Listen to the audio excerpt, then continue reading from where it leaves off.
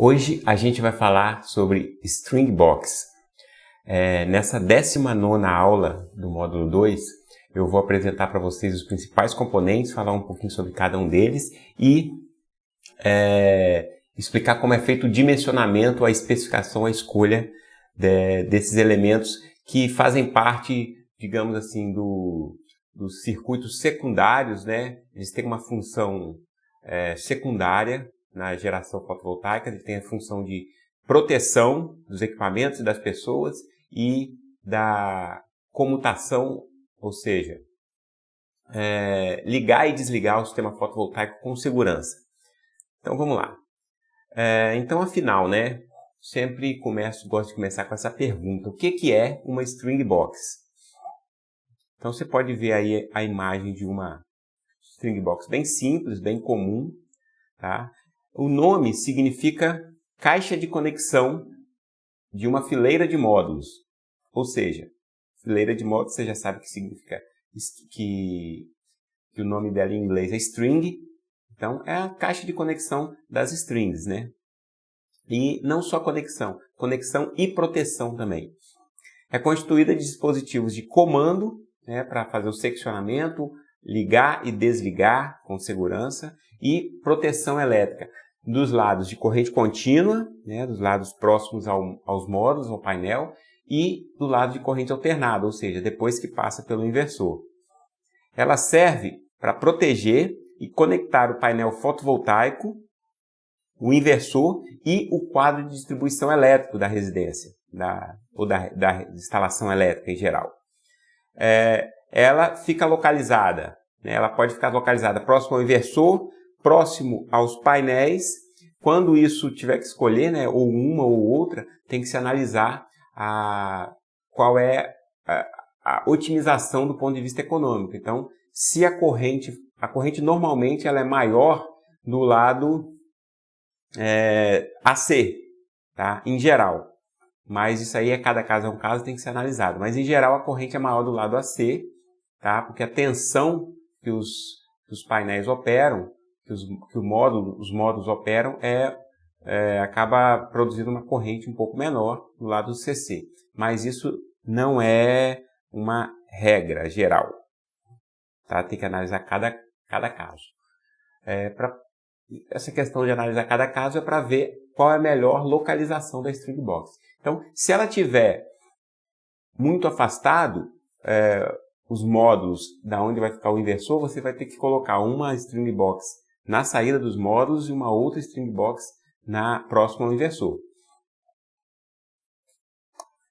Então, o que tem dentro, né? Então, os principais componentes, a gente pode relacionar aí. Tem fusíveis CC, fusíveis de corrente alternada, corrente contínua, disjuntor CC, disjuntor de corrente contínua, DPS também do lado CC, que é o dispositivo de proteção contra surto, lembra? Opa, quase caiu aqui. Diodos de bypass ou diodos contra corrente reversa são opcionais, tá? Diodos de proteção, né, para os módulos. Chave seccionadora, que também é chamado de DSV, né? Dispositivo de seccionamento visível. Ela é opcional em alguns casos ela é obrigatória. Então, aí tem que se consultar a norma técnica da concessionária. Algumas concessionárias exigem, acima de uma determinada potência, a presença do DSV. Outras não. Ainda não tem um consenso com relação a isso, porque ainda não existe uma norma brasileira oficial adotada para sistemas fotovoltaicos. Precisa ter um disjuntor de corrente alternada para seccionar depois que sai do inversor, né, a ligação entre o inversor e o quadro de distribuição. Tem os DPS de corrente alternada, os DPS que vão proteger contra surtos e descargas atmosféricas do lado AC. Bornes de conexão em geral, né, onde vão ser feitas as conexões tanto do cabeamento corrente contínua quanto do cabeamento de corrente alternada, e a interligação desses dispositivos aí também dentro da String Box. E peças comuns de montagem geral aí de painéis elétricos, que são a caixa com proteção IP adequada, barramentos, trilhos, tá? Então, tudo isso aí é encontrado. Então, vamos falar agora um pouquinho sobre cada um deles, né? Primeiro, começando com os fusíveis de corrente contínua, onde você vê aí na figura já a imagem de alguns do fabricante Suntree. E aí, uma recomendação, segundo a norma internacional, ainda como eu falei, não tem uma norma brasileira ainda regulamentando isso, segundo a norma internacional, são 2 fusíveis por string, tá? Um para o lado positivo e outro para o polo negativo. Tá? Muitas empresas utilizam só um fusível, só em um polo, só no positivo. A questão é que quando você coloca fusível nos 2 lados, você está protegendo com relação a curtos circuitos que possam aparecer no meio da string. Tá? Então, quando você coloca fusível no polo positivo e no polo negativo, você consegue proteger contra a corrente reversa, caso aconteça curtos-circuitos no meio da string. Os fusíveis são obrigatórios quando você tem mais de 2 strings, tá? Normalmente instalado em porta-fusíveis. Porta-fusível que é um elemento como esse aqui, que você pode ver aqui nessa figura agora. Então o fusível ele é colocado aqui, aí essa tampinha ela gira e fecha. Fecha e ele fica totalmente escondido ali dentro. O dimensionamento é feito com uma margem de folga de 25%. Então você vai determinar a corrente, tá, de curto-circuito da string, e vai aplicar 25% a mais, ou seja, vai multiplicar a corrente por 1,25, conforme está aqui na nossa, em destaque aqui no retângulo vermelho. Então o fusível tem que ser dimensionado com uma corrente que seja maior ou igual a 1,25 vezes a corrente de curto-circuito da string. Agora, o DSV, né, que é o dispositivo de seccionamento visível. Algumas concessionárias exigem acima de uma determinada potência, em geral 10 kW e aí é necessário, né, a presença de um DSV em local de fácil acesso aos seus funcionários.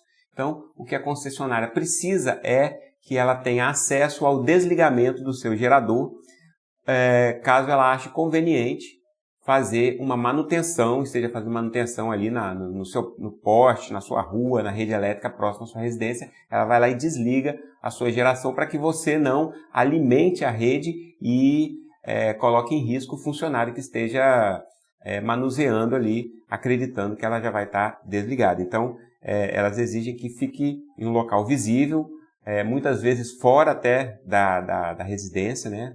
Fica no padrão do lado lá do medidor e aí ele tem acesso a essa chave, né? Para abrir o circuito. Ela é dimensionada em função da corrente máxima do lado CC, porque ela fica do lado CC, e o dimensionamento dela é com essa fórmulazinha aí, ó. Ela é dimensionada com uma corrente maior ou igual à corrente do sistema, né, que é a soma das strings. A soma total das strings é a corrente que vai entrando no inversor e antes de entrar no inversor passa pela chave de seccionamento visível, a DSV. Mas lembrando que ela não é obrigatória em todas as instalações. Tá? Aqui eu coloquei a título de curiosidade, né, para a gente, como não é um elemento muito comum, aqui um catálogo, tá, de um fabricante, Krausnheimer, mostrando aí a linha de seccionadoras DSV de 63 a 250 amperes.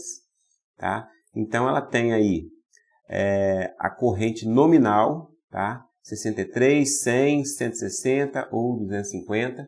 Isso aqui você vai ter que determinar também se essa chave é uma chave para corrente contínua ou para trabalhar em corrente alternada.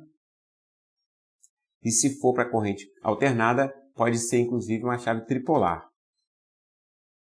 Agora, no caso do DSV, tá? Para sistemas fotovoltaicos, ela vai ficar do lado de corrente contínua, então uma chave monopolar. Então a gente vê aqui que ela tem as correntes nominais, capacidade de operação, tá? É uma corrente bem superior à corrente térmica de desarme, tá? Ela tem uma tensão nominal na faixa de 500 a 690 volts, uma capacidade de isolação um pouco maior, né? 800 volts a 1000 volts. Ela resiste à tensão nominal de impulso, que seria aquela tensão de uma descarga atmosférica, né? Um pico de tensão de 8.000 volts, todas elas. Elas suportam aí correntes de curto-circuito na faixa de 50, 30, 100 kA, né? Tudo isso aqui em quiloamperes. Isso aqui é a corrente de curto-circuito do barramento que ela pode operar. Tem a máxima corrente do fusível, então ela tem que estar trabalhando em conjunto com um fusível que a proteja com essa máxima corrente aqui. Então uma chave de 63 tem que ter um fusível de no máximo 63 amperes. Se for uma chave de 100 amperes, tem que ter um fusível de 100 amperes e assim por diante. E então assim, tem todas essas especificações aqui, não vou falar nenhuma, né, passar nenhuma por uma, só para a título de curiosidade, para você conhecer. Agora, um detalhe a respeito dessa chave é que elas são bastante caras, tá? Então, se não precisar utilizar, você vai realmente optar por não utilizá-la. Disjuntor de corrente contínua. É uma alternativa ao DSV. Então, quando você não é obrigado a colocar uma chave visível lá de fácil operação externa, você pode colocar um disjuntor CC, que aí fica dentro da string box, fica dentro da sua instalação, você que vai operar, ou o proprietário da instalação, né?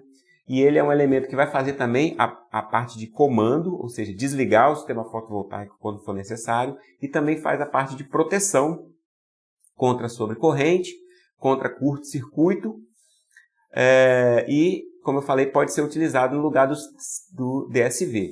O dimensionamento dele é da mesma forma que o fusível, com 25% de folga de tolerância, então você multiplica a corrente do sistema fotovoltaico por 1,25. Considerar a soma das correntes de curto-circuito da string. Os DPS de corrente contínua tem que ser ligado um para cada polo, então você vê aqui duas opções, ó, dois fabricantes diferentes. E todos eles têm o polo positivo, né, deixa eu botar aqui, polo positivo, polo negativo e a ligação para o terra. Esse aqui também é a mesma coisa, positivo, negativo e terra. Então ligado entre o positivo, o negativo e o terra. São varistores, né? Um DPS basicamente é um varistor, que é um elemento que ele fica mantendo o circuito aberto enquanto a tensão não ultrapassa um determinado valor. Na hora que ela ultrapassa aquele valor limite, ele fecha um curto. Esse é o funcionamento de um varistor. Então eles fecham um curto para a terra acima de determinada tensão, descarregando a tensão nociva ao sistema para a terra. Então, para proteger o sistema, ele fecha um curto para a terra. E aí, obviamente, o varistor, ao fechar o curto, ele se danifica. O DPS, então, ele é danificado e você tem que trocar se acontecer um caso de uma descarga atmosférica ou um surto de tensão muito elevado. Mas é muito melhor você trocar o DPS, que é um custo relativamente baixo, do que você ter que trocar um inversor, por exemplo. Então, ele está ali para proteger justamente os equipamentos. Então você tem que considerar a tensão total das strings na pior condição. Então a tensão total das strings na pior condição, aplicando ainda uma tolerância de 20%. Então 1,2 vezes a tensão na pior condição. E lembra qual é? A gente vem estudando as correções de tensão e a tensão de circuito aberto é o maior valor. E essa tensão de circuito aberto ela acontece logo na menor temperatura do dia, logo de manhã cedo. Né? Então essa é a pior condição em tensão. Classe 2, tá? Para sistemas que vão ter a utilização de usuários leigos, usuários não eletricistas, então tem que ser um DPS da classe 2 com no mínimo 5 kA. Esse para o lado de corrente contínua. O diodo de proteção, bloqueio, né? Ele, como a gente vê aí nessa figura, eles são elementos que ficam aqui, não é esse de bypass, tá? Então, deixa eu marcar aqui na imagem. São esses elementos aqui, ó, que ficam na string, com o objetivo de bloquear uma corrente. A corrente normal da string, ela vai nesse sentido aqui, ó, o sentido que está indicado por IA, de baixo para cima. Se houver um curto-circuito aqui, tá? E uma abertura do circuito aqui, por exemplo, a corrente desses módulos tenderia a entrar aqui. Pior ainda se o curto for aqui no meio, ela tenderia a passar pelo módulo danificando. Então, uma proteção contra isso são os diodos de bloqueio. Tá? Ficam na entrada da string. É um elemento opcional, tá? Visa proteger os módulos contra corrente reversa ou de curto-circuito. Também é um elemento que só é necessário se houver mais de 2 strings. Até 2 strings não é necessário. E ele é dimensionado por corrente e por tensão. Os diodos são dimensionados por corrente e por tensão. O dimensionamento da corrente do diodo, ela tem que ser, como a gente vê aqui, ó, maior. Tem que ser maior ou igual à corrente de curto da string. E com relação à tensão, ela tem que ser maior ou igual à tensão do sistema fotovoltaico, que é a tensão de circuito aberto da string, é o VOC, para a pior condição também. Então, para dimensionar esses diodos, é considerar a corrente e a tensão máxima da string. Os disjuntores do lado de corrente alternada, né? Agora a gente vai começar a falar do lado de corrente alternada. Então, após passar pelo inversor, você tem a presença aí do disjuntor. É um elemento de comando e proteção também, só que agora do lado AC. Protege também contra sobrecorrente, também contra curto-circuito, e ele também tem a função de comando, né? De comutação, de desligar seccionamento, desligar a saída do inversor da rede elétrica, para que você faça uma manutenção, para que você opere o sistema fotovoltaico desconectado da rede, para que você faça uma manutenção na rede elétrica sem risco de geração. Ele é dimensionado com uma corrente maior ou igual à corrente do inversor. Então, se a máxima corrente de saída do inversor for, por exemplo, 9 amperes, você vai colocar um disjuntor de 10 ou de 15 amperes, valores levemente acima, logo acima. Primeiros valores comerciais. Lembrando que disjuntores são vendidos em valores comerciais, né? Os DPS de corrente alternada. Então, depois do disjuntor, você tem a presença dos DPS, que visam proteger o inversor e os demais componentes do sistema fotovoltaico contra as descargas atmosféricas, surtos vindos da rede elétrica. São obrigatórios para todos os condutores de corrente alternada, ou seja, se tiver 3 fases, você tem que colocar um DPS para cada fase, mais um DPS para o neutro e mais um DPS para terra.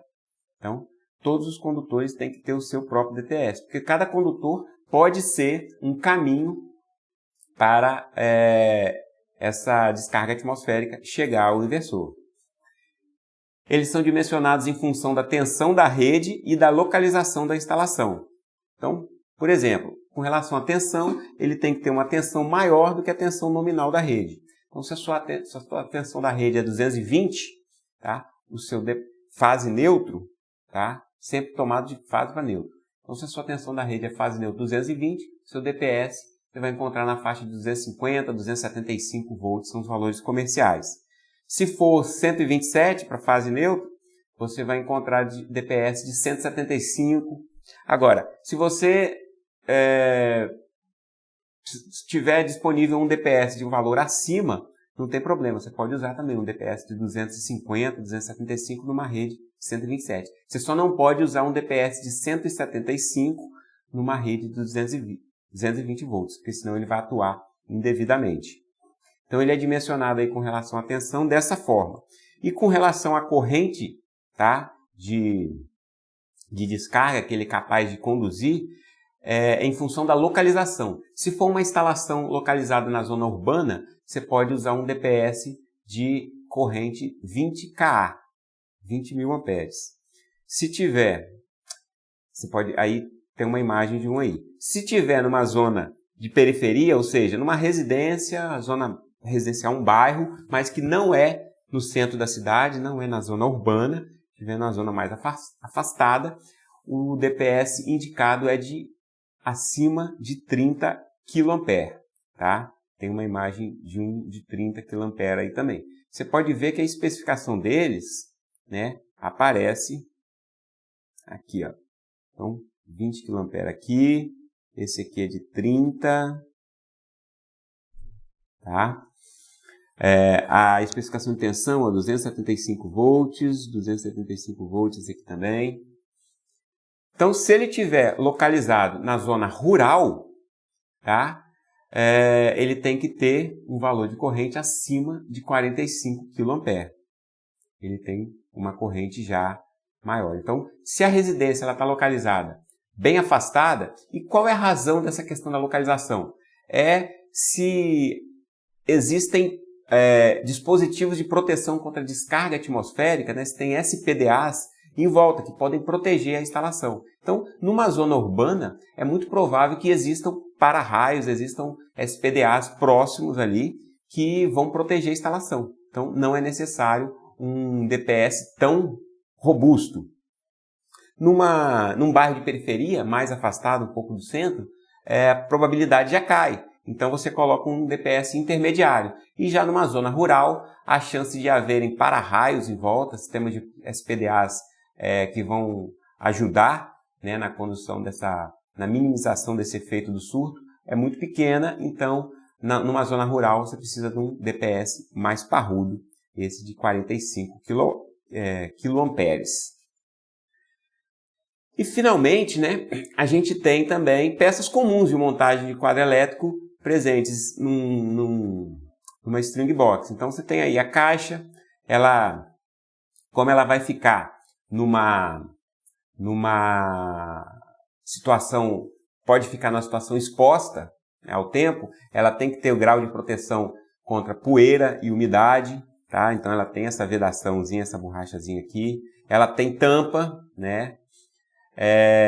Os trilhos DIN de conexão dos elementos, as canaletas onde você vai colocar os cabos, arrumar os cabos, os barramentos de conexão. Então você pode ver aqui nessa figura, nesse exemplo, alguns barramentos aqui, apesar de que isso aqui é um quadro elétrico, não tem sistema fotovoltaico nesse quadro, mas prensa cabos. Então os cabos não podem ter a entrada de umidade, de água por aqui. Então eles têm que ser